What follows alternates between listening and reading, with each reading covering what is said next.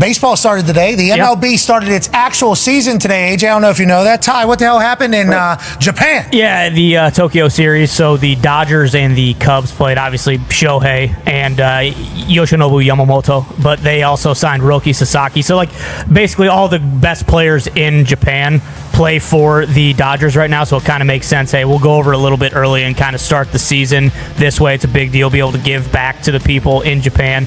It's the first time ever that two Japanese pitchers started an opening day for the MLB, because obviously he changed his name because he just wants to go by Mike. We had him on the show.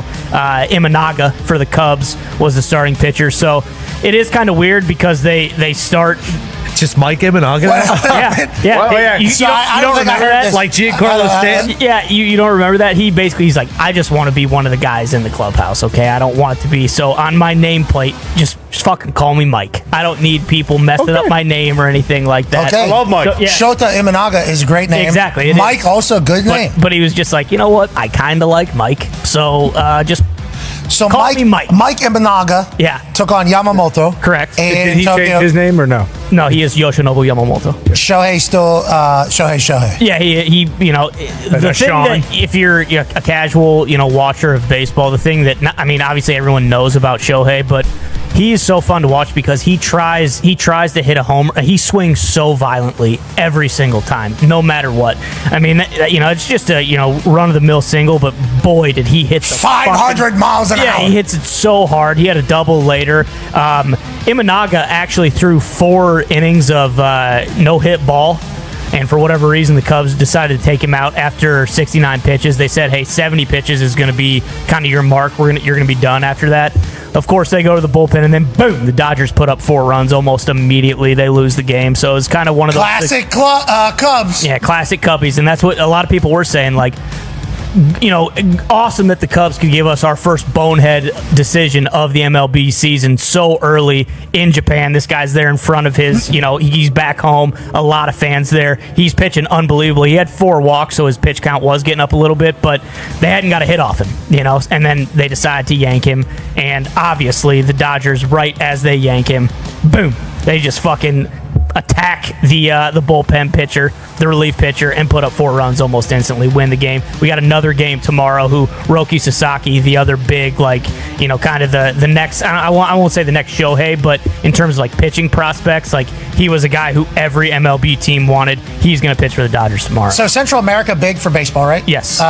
South America, same deal. I assume Same deal, as well. And Japan has had a deep history, right, in the sport of baseball, and they love it.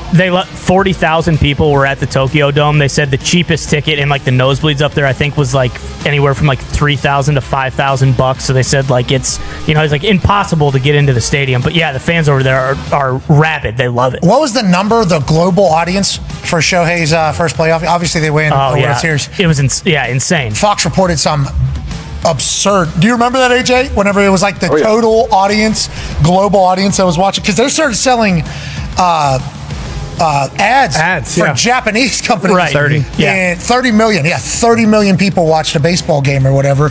And they're like 10 maybe in America, or maybe 8 in America, and then like 20 plus in Japan. And the time difference was so insane. It's like Shohei obviously is, he's spectacular. It is phenomenal to watch this dude, especially the way he goes about it. Like, just like this calm confidence and obsession with baseball, if you listen to what everybody's saying.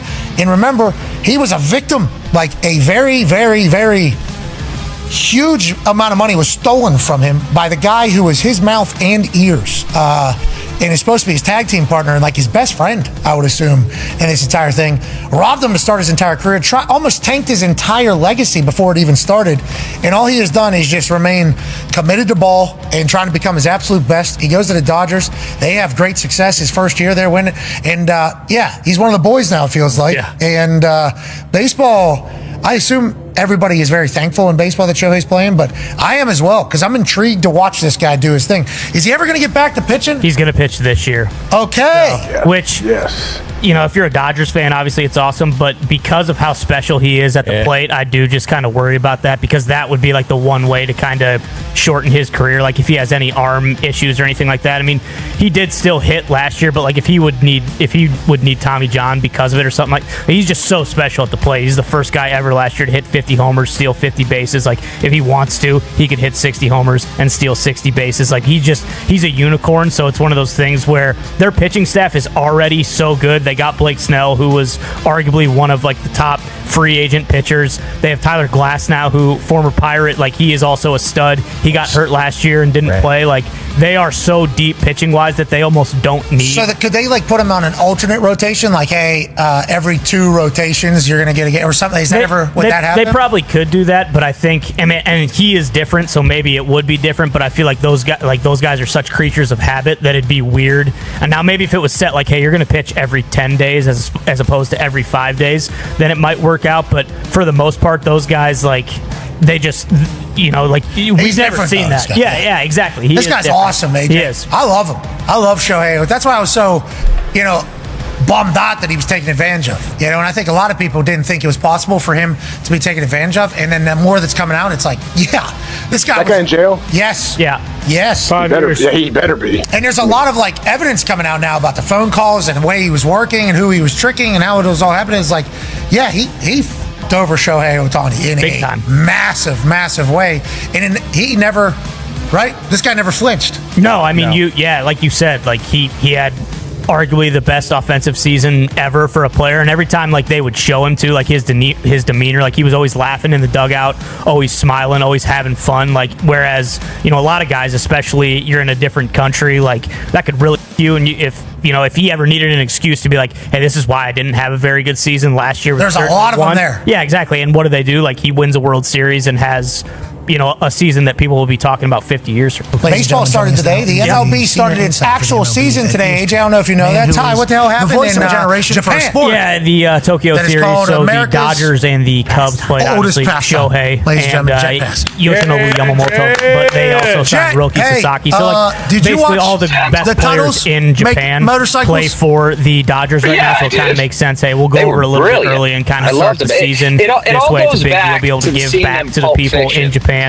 the first time ever that 2 Japanese pitchers started an opening day for the MLB, because obviously he changed his name because he just wants to go by Mike. We had on the show. And he's like, no, that's a chopper, for the Cubs was the starting pitcher. So it is kind of weird because they start. And I love the whole scene. So ever since I don't remember that. Like Giancarlo Stanton. Yeah, you don't remember that? Rest in peace to Zed. I don't know what Zed did. I don't remember Pulp Fiction exactly, but not great. So on my nameplate, deserves it. Just fucking call Rest me in Mike. piss. Rest in piss. That's what I think. And I love Mike. he enjoyed choppers. Choppers are a great name. Exactly. Mike also a good name. But he was just like, what? I kind of like Mike. That's kind of a choppy chopper. Just call me Mike. Mike Imanaga took on Yamamoto. Correct. Did he change his name or no?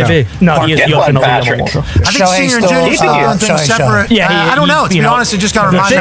Probably will happen by the end of the week. Speaking of, by the end of this week, the actual MLB season won't have started, but we've already had 2 games. Now, this is the second year, I believe, that the MLB has done this, where the games are international to start the season, but it's not actually everybody else is still in preseason. But boy, did he hit I love this move. That's kind of a teaser to the regular season coming. And also, the environment, I wasn't up for it, but seeing the clips electrifying over there. Now, is Shohei the reason for this all happening? And how often will we have this type of international crossover going forward?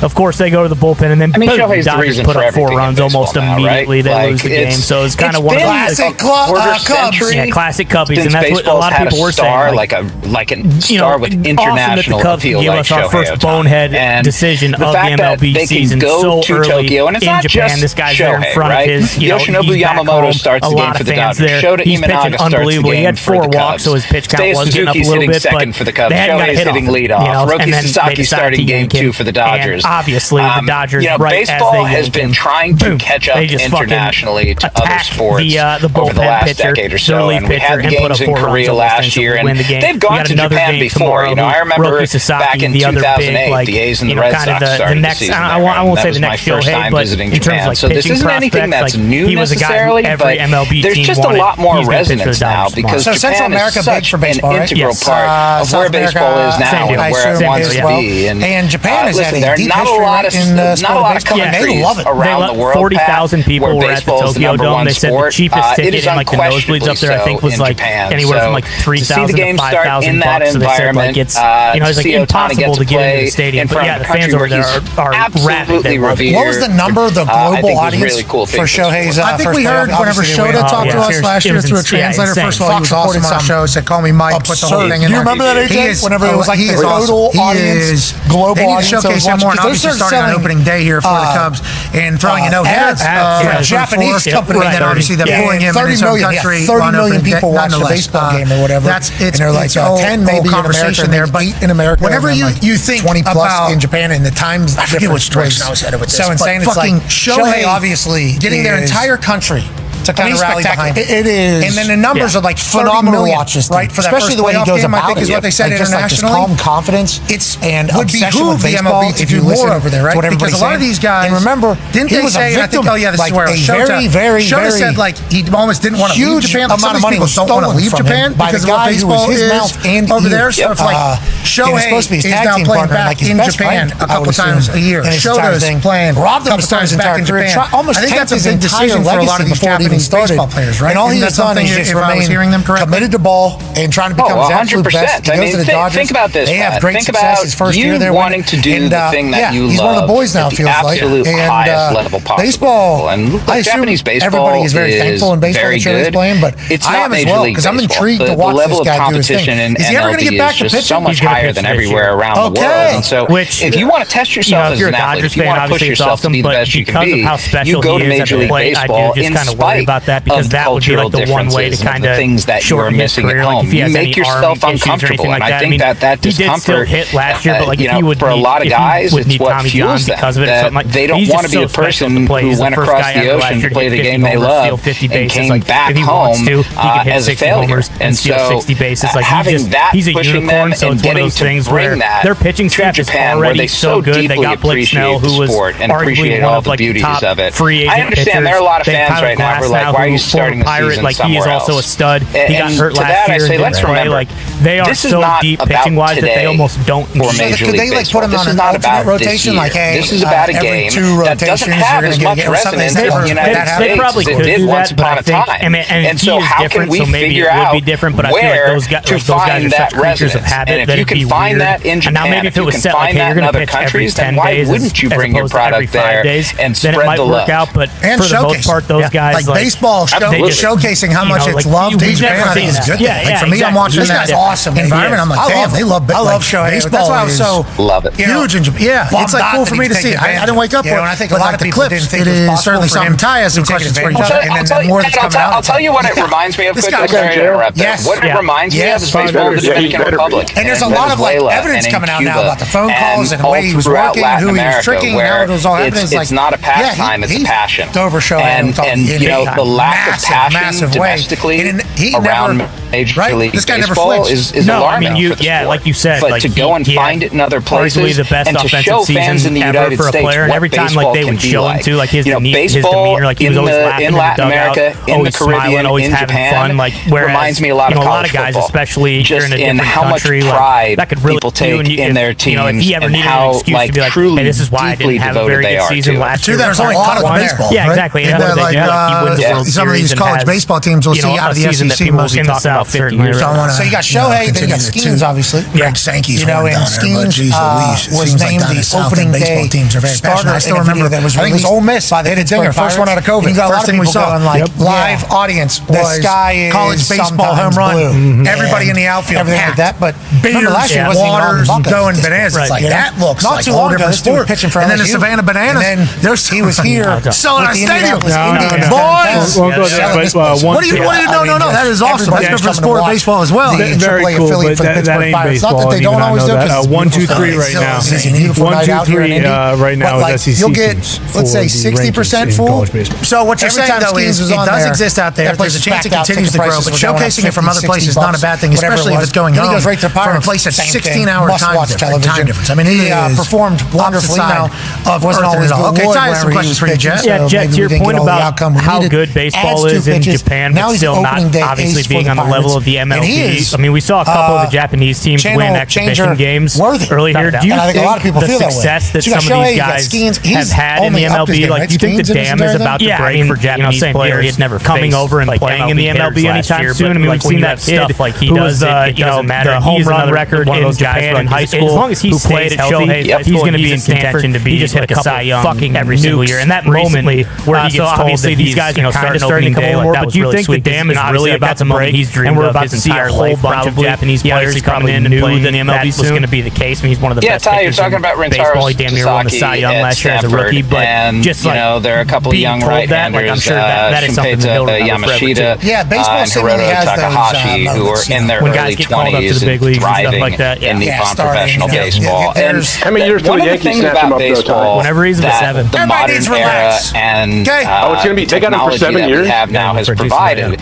is. That's a long time. Like, we know who's going to be good when they come here. We know what pitch shapes look like. We know what quality stuff is. We know what a good swing is. So it's not quite as much of a guessing game as it was in the past. And if you have a guy who is going and performing, it's not just about his ERA anymore. It's okay, what is the shape of his fastball and how does he throw his splitter and all these different elements that allow us a better understanding of what a player actually is. And yeah, because of that, I think there is going to be a flood of players who are coming over. It's not going to be in the immediate future, but I think now that Japan understands, okay, this is what players have to look like in order to go to Major League Baseball. A lot more players are going to focus their training on reaching that ultimate goal of MLB. Certain guys, like the really good guys, I've never seen. Okay, he doesn't do as well with this pitch. Okay, that's my first time with eyes. This area, I get him to big old boy.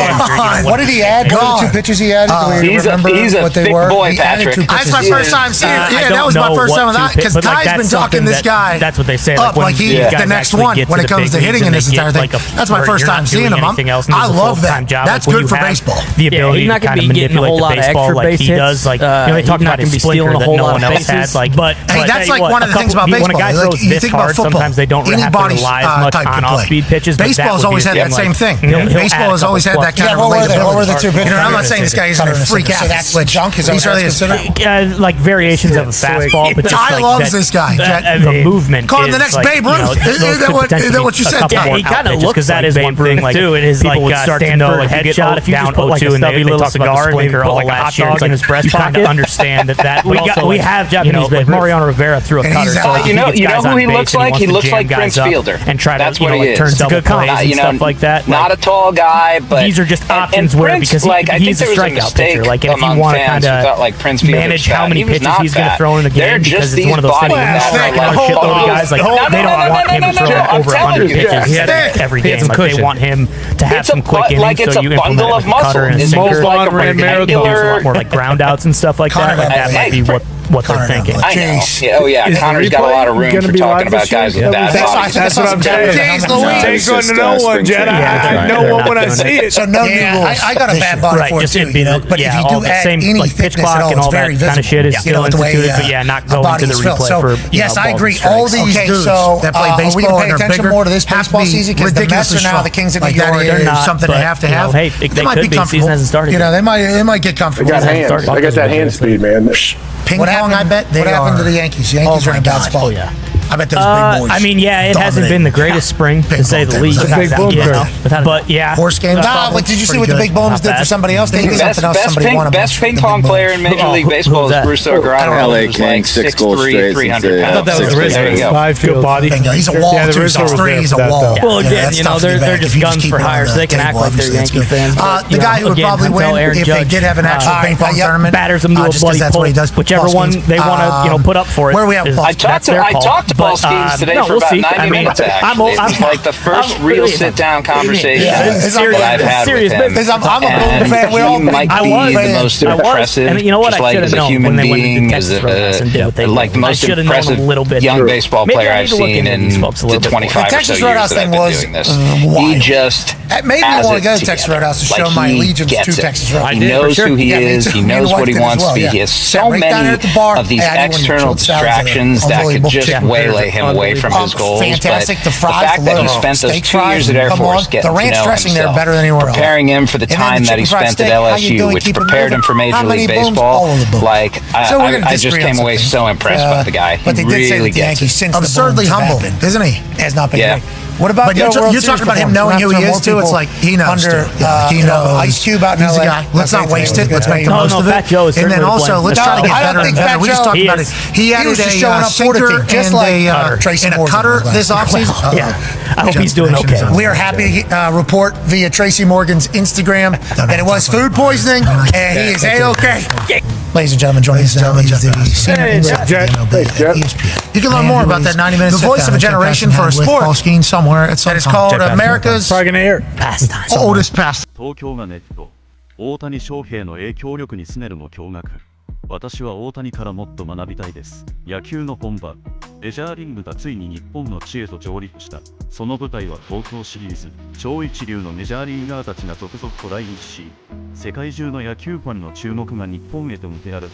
そんな中、ロサンゼルス、ドジャースの新戦力として注目を集めるブレイク。スネルが驚きの本音を漏らし、私は大谷からもっと学びたいです。まさに衝撃発言だ。メジャー最高峰の左腕として活躍するスネル。堂々と大谷翔平から学ぶことを公言したの。この言葉にはどのような意味が込められている。なぜスネルは大谷の存在にこれほどまでに圧倒されているのか。その背景には街を埋め尽くす大谷翔平。スネルが東京で見た光景と今回の東京シリーズで初めて日本を訪れたスネル。彼が街を歩いた際に最も驚いたことは至る所に大谷翔平の姿があることだったと。本当に街中どこを見ても大谷がいる。あまりの人気取りに驚いたよ。東京の繁華街には巨大な広告、大型スクリーン、さらにはコンビニや飲食店のポスターにまで大家の姿が映し出される。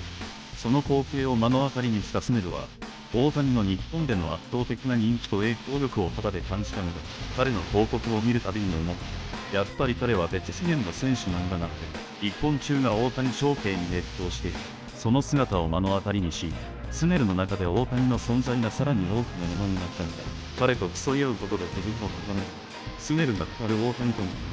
スネルは今回の東京シリーズを通じて、大谷と同じチームの一員として戦うことになる。しかし、彼は単にチームメイトとしてではなく、ライバルとしても意識して、闘争があることはどういうことか。大谷のような選手と共にプレーできるので、自分にとって大きな成長のチャンスになる。スネルはこれまでさ、ヤング賞を2度受賞した実力派投手であり、メジャー屈指の実力者だ。しかし、彼自身も大谷翔平の存在には特別なものを感じている。特に、同じ先発投手として彼の成し遂げてきた偉業には尊敬の念を抱かざるを得ない。大谷の成功は偶然じゃない。彼が何をしてきたのか、それを知ることで自分自身を成長できると確信しとる。スネルは大谷翔平の異次元ともいえる二刀流の活躍を間近で学び、自らの投球に生かしたいと考えているのだ。ドジャースの新たな時代が始まる。大谷、スネル、山本、佐々木の超能力を主人。今回の東京シリーズでは、大谷翔平に加えて、日本が誇る超新星山本由伸、そして MLB 移籍が噂される佐々木朗希までの今話題の中心となった。スネルは彼らについても固く評価した。どきも山も若いが、彼らには独自のスタイルと生みの一緒にプレーすることで刺激を受けるの。さらに、スネルは MLB の未来を変える存在として、大谷、山本、佐々木の日本人投手陣が持つ可能性に言及し、彼らのような新しい才能が台頭してくることは、野球界全体にとっても素晴らしいことだと思う。MLB で活躍する日本人選手が増える中、スネル自身も彼らの投球を研究し、自らのピッチングに取り入れることを考えているのだ。スネルが語る東京シリーズの意味、開幕前の特別な経験がチームにもたらす影響とは、メジャーリーグのシーズン開幕を日本で迎えることは、選手たちにとって特別な経験。スネルは、この東京シリーズがチームにもたらす影響についてこう語る。みんなで異国の地に来て、一緒に時間を過ごすことで、チームとしての結束が深まる。新加入選手が多いドジャースにとって、この東京シリーズは絶好のチームビルディングに期待がある。特に、大谷翔平という世界的スターの存在が、チームの中心としてどのように影響を与えるのかも注目されている。スネル自身、大谷と共に過ごす時間を通じて、彼の持つ影響力やリーダーシップを直に感じているようだ。まとめ、私は大谷からもっと学びたい。スネルが明かした本音のメリット。今回の東京シリーズでの発言を通じて、スネルがいかに大谷翔平の存在を特別視しているかが明らかになった。彼は大谷のような選手と共にプレーすることで、自身の投球をさらに進化させようとしている。そして、それは単なるリップサービスではなく、彼が実際に試合を通じて証明しようとしていることでもある。私は大谷からもっと学びたいです。この一言には、スネルの本気が詰まっている。大谷翔平という第一部2の存在と共に戦うことで、彼自身もまた次のステージへと進化しようとしているのだ。東京シリーズがドジャースに、そしてスネルにとってどのような意味を持つのか。その答えは、これからの戦いの中で明らかになっていきたい。